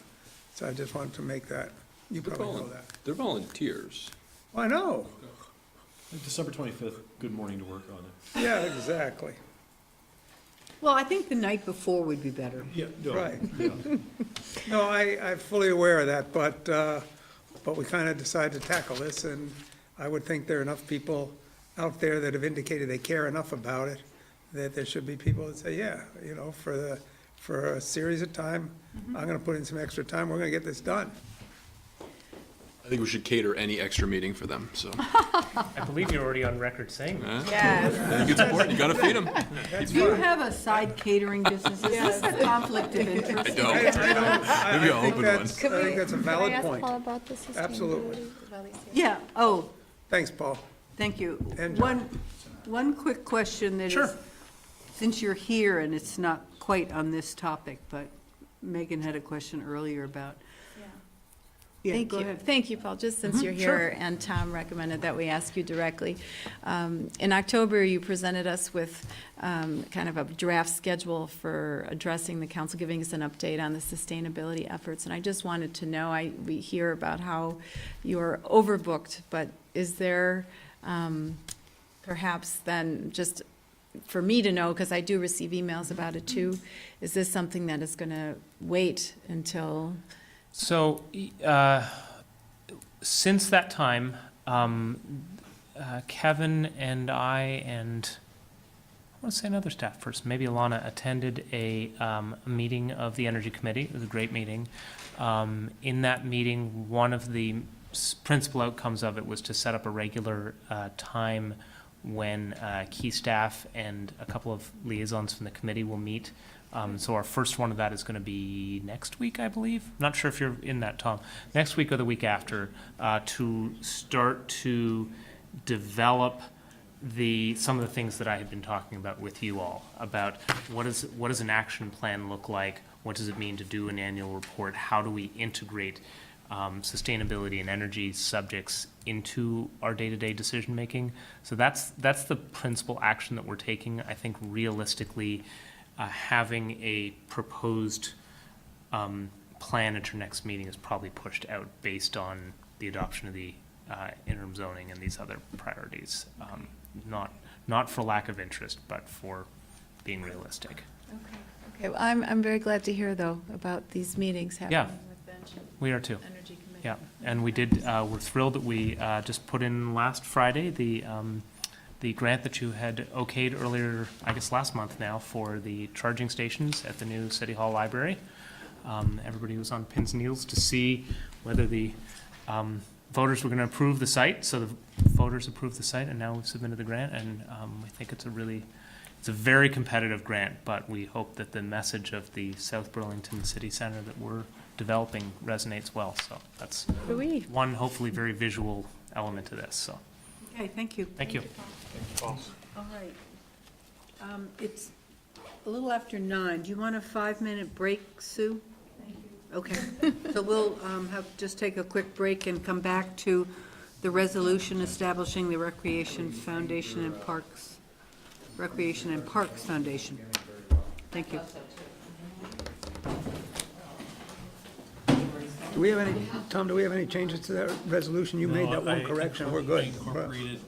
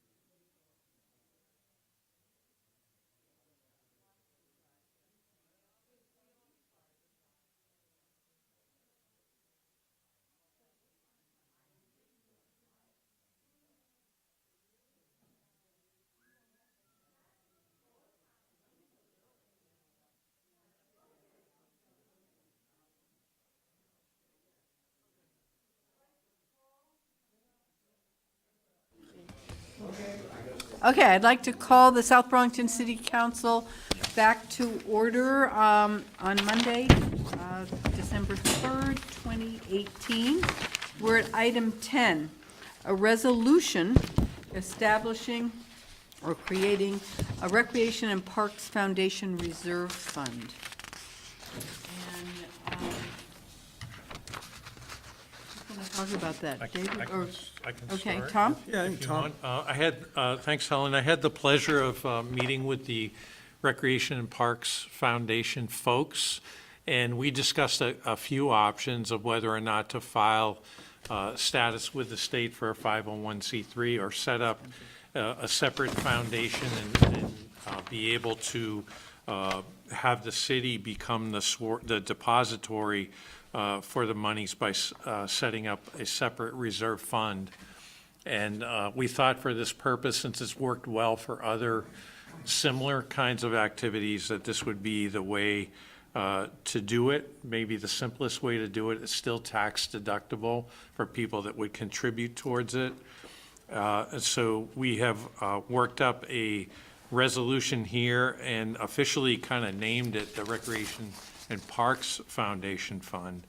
And David, I don't know if you want to add to that, or Jennifer? I think the only thing really to add is that, that we got into this project and started to create the Recreation and Parks Foundation. That was a Maggie Luger initiative to get that going in anticipation that we want to raise money at some point for an indoor recreation facility. As we all know, we have 0 indoor recreation space at all, and this is going to be what's, you know, and if we can make indoor recreation space happen, it'd be great for the city. And that putting this foundation in place would give us the mechanism to raise money privately to help fund part of the project, which, as Jennifer knows, and for the rest of you folks, it's moving ahead with design and in cooperation and working with the existing Oblique, the rinks. You know, the rink board is excited about the prospects as well of having a major facility there with the recreation offices, a new recreation facility, the new common entryway to the rinks. It become quite a, for lack of a better term, a spectacular complex. It really would be awesome. And so this makes more sense because to go through, it's not only the dollars of creating a 501c3, it's the requirements on an annual basis to keep the IRS happy, and we can do it just as effectively with a special account. So that's what we're proposing to do. Do you have anything else to add, or does that cover it? Well, our accountant. Please don't identify yourself. Jennifer Cookman, I'm Secretary of Recreation and Parks Foundation and Chair of Recreation and Parks Committee.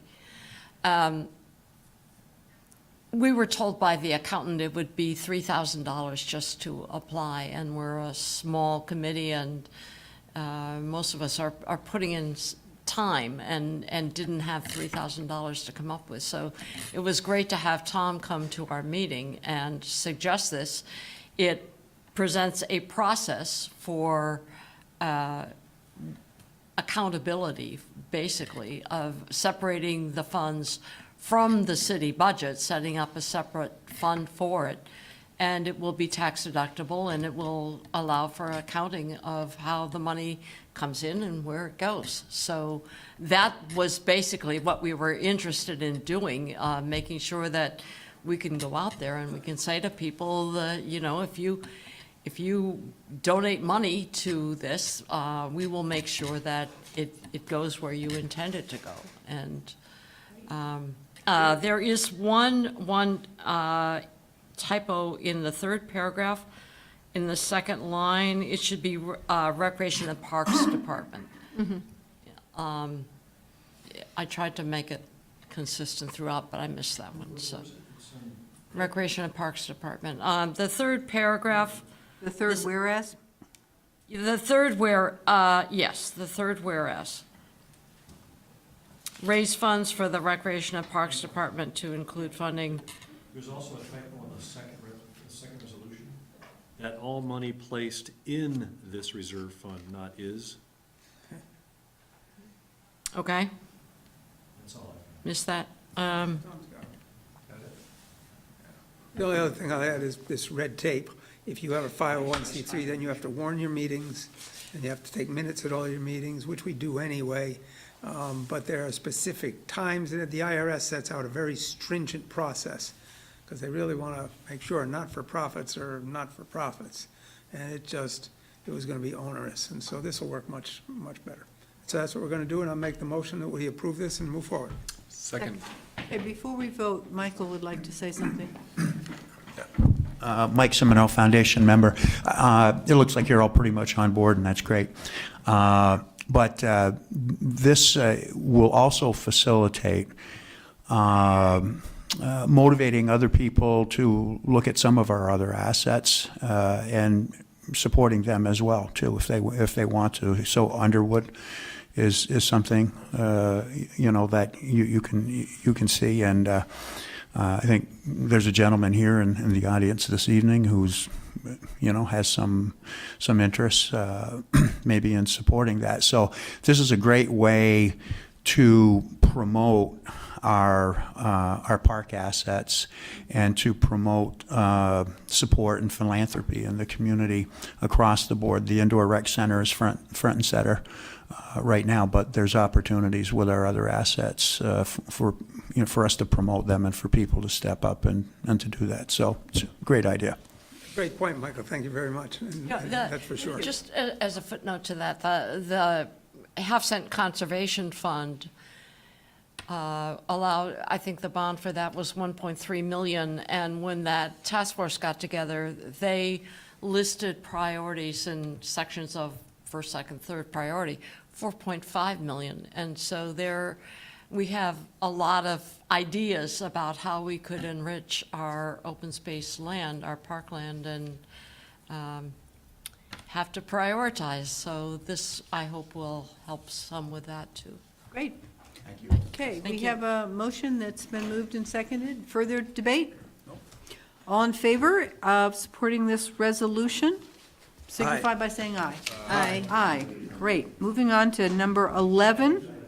I'll have a new signature page for the next meeting. Okay, great. This is a discussion and possible action related to the distribution of social services funding. And I think everyone received an email from Tom. I tried to print it, and I have a heck of a time printing emails. So I have my phone on so I can read it. Yeah, me too. Thank you. So the committee's thoughts about this. We have $15,000, at least that's what's sort of proposed for the current fiscal year. And I guess we tasked the administration to come up with some ideas, and they did. And I guess I You'd easily spend more than $15,000 on those ideas. Oh, sure. So Yeah. that's the challenge. Are the United Way funds Chittenden County only? Because aren't there Chittenden County, United The Way? United Way is also, our current United Way includes Franklin County, I believe. it does. I think it's Chittenden, Franklin United Maybe Way. Grand Isle. And Grand Isle. Northwest Vermont. Right. Yeah, that's a kind of a Consolidated all recent expansion. Well, what they did was they joined with the group up there. They are also not specific on exactly where their money is going. They used to list all the entities to which their money went, and they no longer, they just list categories. Because I got their big promotional thing the other day. So I tend to think we should use our money for benefit of organizations and entities that are specific to South Burlington. I mean, I think it's our money. As close as we It's our can. community, as As close as we can. get. Close as we can. Okay. So I'm not looking at that right now. How many of those were? Well, I mean, the funds to Howard Mental Health we could direct to supplement the outreach program for mental health counseling services on nights and weekends, specific to South Burlington.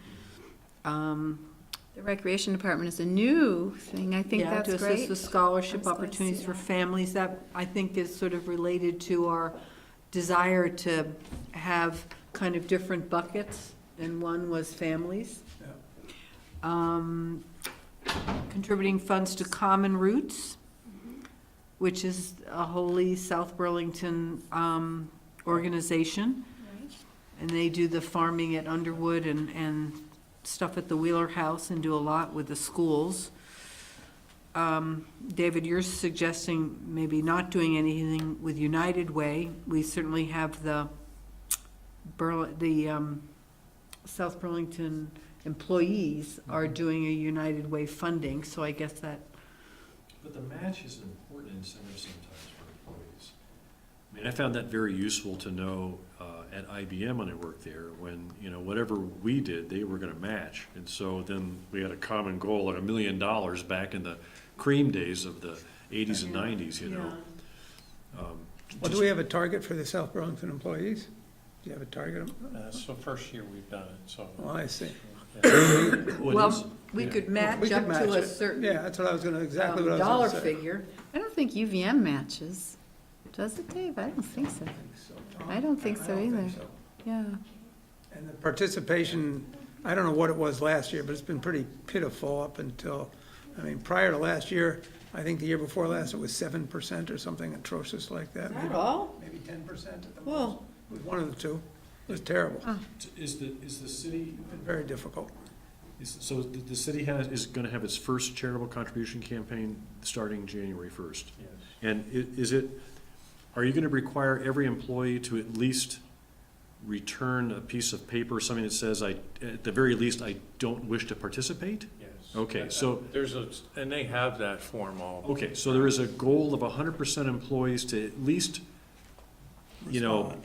participate, and even if they say, I don't want to give anything, but it's completely confidential, right? Right. Okay, so that's a good incentive, Is right? it just United Way? For the- It's just United Is Way. do they have the ability to designate through United Way specific agencies? They do. Okay, Yeah. all right, because they have a lot of agencies in United Way, so. That's why I say the United Way, on the promotional material I got just yesterday, doesn't list any of the agencies any longer. It lists categories of need. Yeah. Yeah. So I don't know exactly where that's going, but I think, what else was on there, Helen? Was that it? Well, No, was I it- was hoping. I'm sorry, to I read it, but I don't have it. Yeah, in the front of me. cots and the food shelf. I was also hoping to see steps to end domestic violence. I think especially with the events of this year that, Do we have something in South Burlington specific to that? well, the executive director is a South Burlington resident.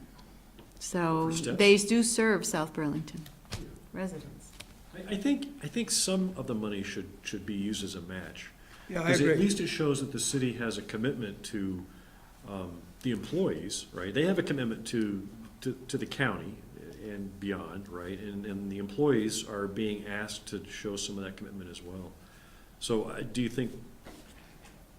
well, maybe we could match it up to a certain. Yes, I'm saying, yeah, we'll Let's match up pick a to. number. I don't This think is we can just match them United Way dollar you're for talking dollar. about. What if they Yeah, give a yeah, whole so- lot of money? Yeah. Let's pick a number. More than So 15,000? That would be up a Do creek. you want to match 2,000? I mean, it sounds low, but we have a lot of other things here to look at. I'm just pulling a number out of a hat, and we're kind of back to square one, but at least we don't have 25 organizations we're talking about. Well, like we did 2 are years ago. people happy with looking at Howard and scholarships for families who can't afford the Parks and Rec stuff? Definitely, yes. on that Common one. Roots?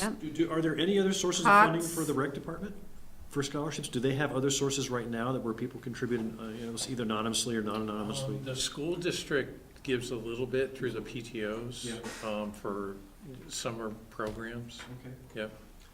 But other than that, there's not a lot that's done. Okay. And then, do you want to add the domestic violence? Yeah. I have to say, That makes 5. So now you're singling out steps to end domestic violence as a individual. I would like, Recipient? Well, the yeah. other 4 were individuals as well. Yeah, yeah. Well, The other United 4, Way. well, United Way was not, but I didn't include that. I said Howard, the rec department, Common Roots, COTS, and the food shelf, and domestic violence. That's 5 things. Lots of the food There are shelf is two the same- others I is had in together. mind. I'm just gonna put them out there, all right? But the VNA, Vermont Nursing Association, and Visiting Nurses He's Association. a client of United Way, I'm sure. I'm sure they are. So that's good to have And that so is Steps, acknowledged. I'm sure Steps is They're too. part of UVM, are they? Who? The VNA is now part of UVM? No. That United UVA Way is a United Way recipient. Contributes to. Recipient. Yes, they are part of UVM's They're part of medical UVM now, system. so are they still gonna get United Way money, was my question. Well, that's an interesting point. For the matching, you were talking about just United Way, so matching the United Way contributions? From the employees. Employees. So I loved your To a point. I loved your 2,000. We have 130 employees, 26 pay periods. So if we matched $3,380 to just encourage everybody to give $1 a paycheck, so we get 100% participation, I would support something like that. What's your number? If they give $1 a paycheck, so that's $26 a year, so $1 a paycheck, we double it. 50, and that We way only they- have 15,000 to spend. So what was your number? only if they do it. So that would be a maximum exposure of $3,380. So let's call it 2,500 in that ballpark, 2 to 3, because we got a bunch of stuff here. And then Age Well is something we've given to traditionally, the Champlain Valley Agency on Aging, which is now Age Well. Can't give to everybody. I know, and I thought we had. I'm just putting it out there. Yeah, we had talked about some buckets and Yeah. to sort of Yeah. skinny it down and cover. Are you done? Those are the two. So if you're saying the VNA is covered, then the Age Well, Right, they are too. They're Well, also probably yeah. covered by United Way. I guess it wouldn't hurt us to know who's covered by United Way, would it? Well, I can I don't know if you're gonna find out. oh yeah, they've got Okay. everybody in there. So I would say, if they're covered by United Way, then we match United Way through the employees and don't give other. I to just those want to say organizations. one thing, that if we give to United Way instead of to the agencies themselves, that there's a 7% off the top Yes. of what we give to For- United for Way. admin. Oh, is that right? It's Yeah. true. For what? It's For true. overhead. For their internal That's administration. why I give directly now. Interesting, I didn't know that. Yeah. They still do good work. Barb? Yeah, Barbara Service, Summer Woods, you all know who I am. But the public may not, although they probably do. I'm a little bothered, and this is probably not appropriate for me to comment, but I'm going to say it, and then you can do whatever you want with it, about this thing of requiring people to fill out a form one way or the other. If I were an employee, I would be really bothered by that. It's recommended that everybody return it.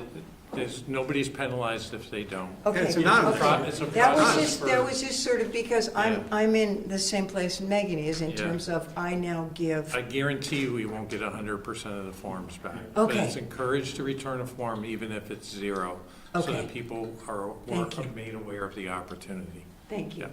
I feel Yeah. much better now. There'll be no Thanks, pressure. Tom. There'll be no pressure. I just was thinking about it from an employee standpoint, and it just sort of made my heart skip for a minute. Thank you Age for the well. clarification, I appreciate it.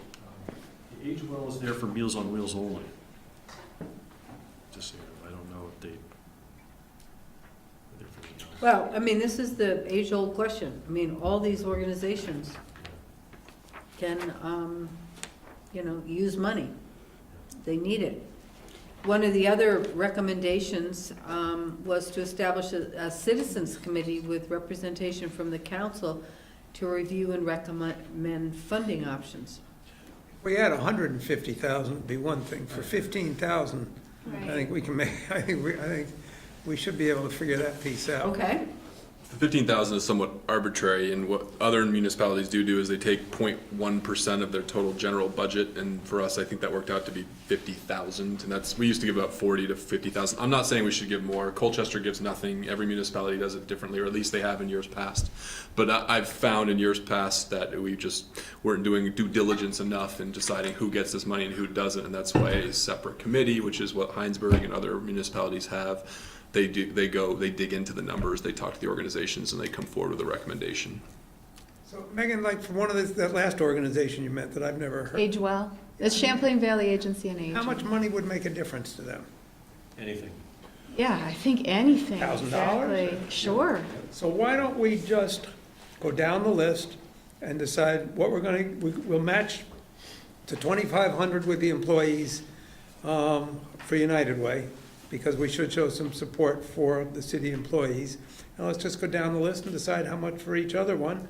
And if at the end of the list, we've eaten up 15,000, Yep. then we're done. And if not, we'll go back and reallocate a little more. Let's just get it done. Let's, Sound all right?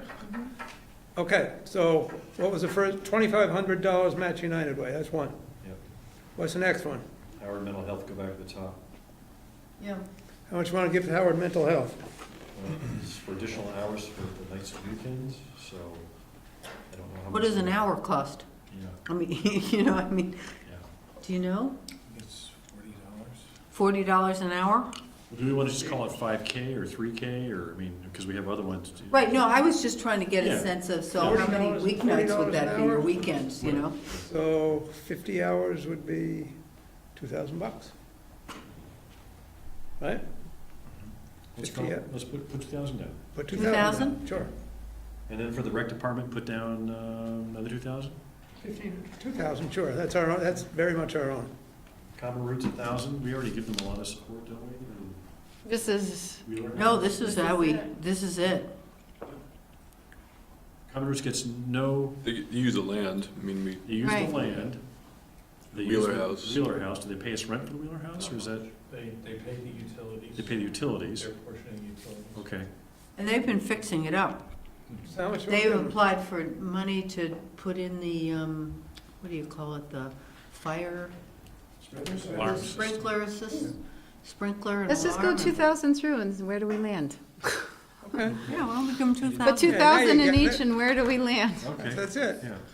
So Well, unless So somebody- 2,000 to COTS or the food shelf? I mean, they're working on developing a food shelf in South Burlington, That's right. the faith communities. Can we and- specify the money go towards that? Yeah, Have they that would be established great. it yet?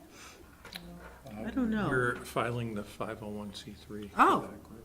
So this is for next year, so yes. So rather than, or do you want to give to COTS too and our local food Yes, shelf? I Let's think give so. to our local food shelf. It Yes. might be the first one to, $2,000 to the new South Burlington Food Shelf, right? 2,000 to COTS? Yeah. Sure.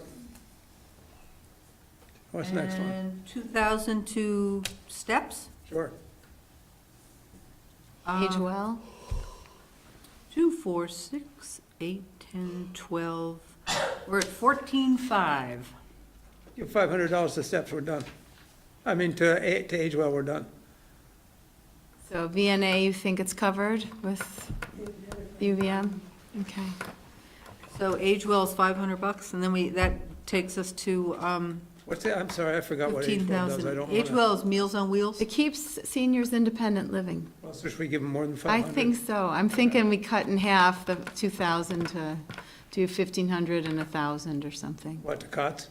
Maybe. Maybe we don't give, because COTS gets supported by lots of other communities. Lots of communities. So what did we have for COTS, 2,000? Yeah.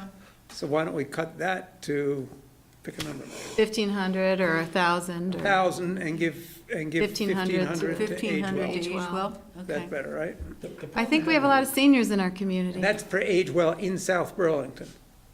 Well, they have a lot of clients in South Burlington. Okay. Tim? The problem I have with Common Roots and the water source for Underwood is that, I mean, the Parks and Recs has been working on creating the vision for Underwood.